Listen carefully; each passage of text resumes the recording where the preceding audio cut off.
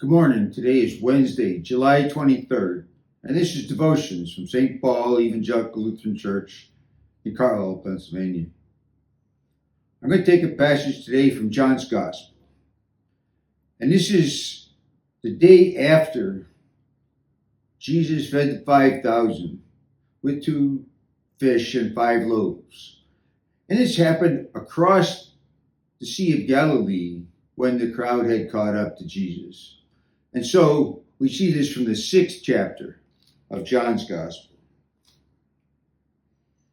And Jesus said to them, "Very truly I tell you, you are looking for me, not because you saw the signs, but because you ate your fill of the loaves. Do not work for bread that perishes, but for food that endures for eternal life, which the Son of Man will give you. For it is on him that God the Father has set his seal." Then they said to him, "What must we do to perform the works of God?" And Jesus answered them, "This is the work of God, that you believe in him whom he has sent." So they said to him, "What sign are you going to give us then, so that we may see it and believe you? What work are you performing? Our ancestors ate the manna in the wilderness, as it is written, he gave them bread from heaven to eat." Then Jesus said to them, "Very truly I tell you, it was not Moses who gave you the bread from heaven, but it is my Father who gives you the true bread from heaven. For the bread of God is that which comes down from heaven and gives life to the world." They said to him, "Sir, give us this bread always." And Jesus said to them, "I am the bread of life. Whoever comes to me will never be hungry, and whoever believes in me will never be thirsty."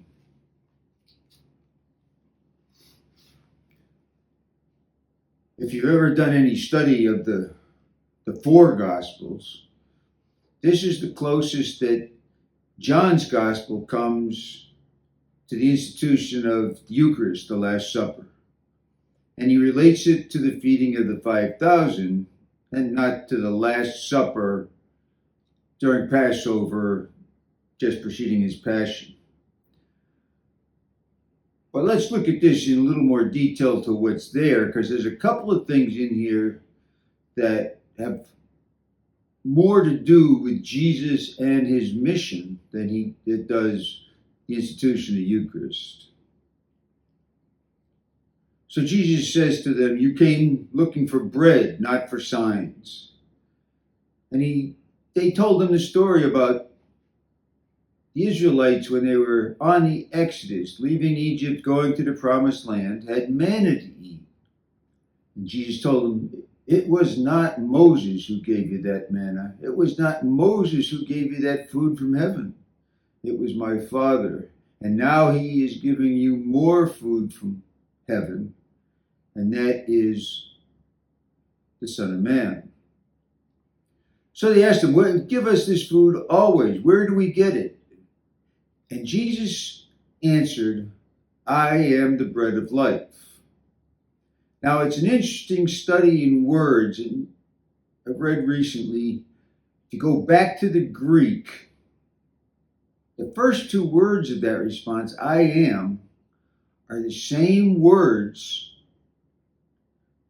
that God spoke to Moses when he first introduced himself in the burning bush.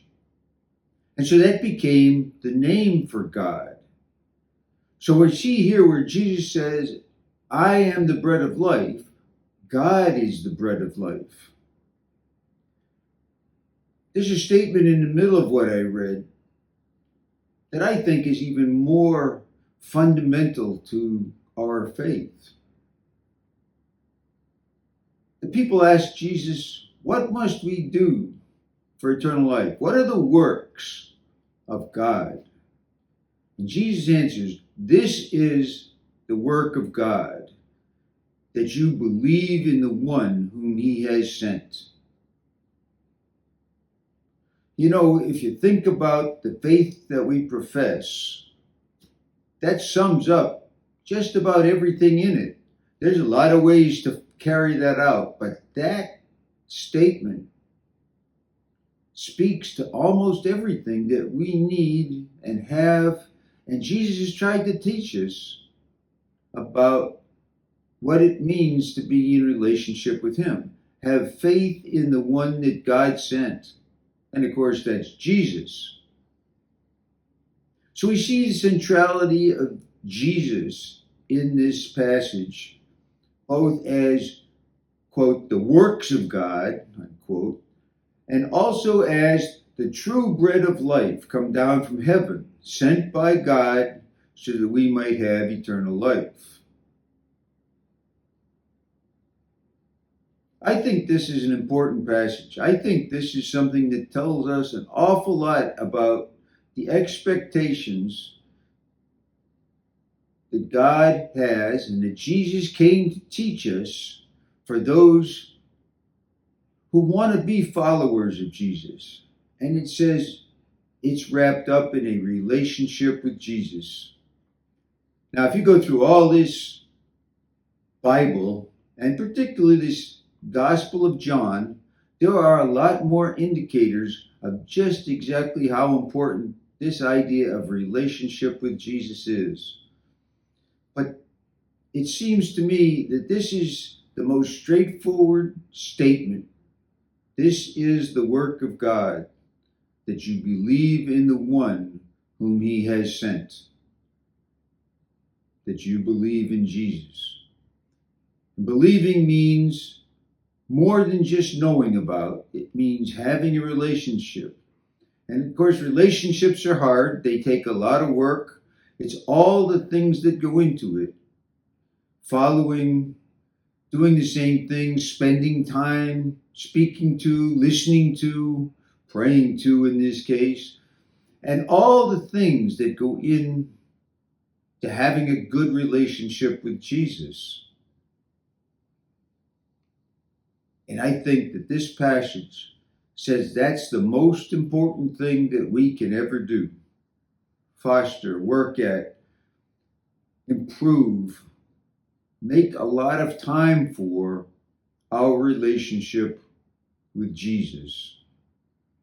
I hope you'll read not only this passage that I've read, but the whole chapter 6 of John's Gospel. It tells so much about how to have that relationship and what Jesus is doing to have that relationship with us.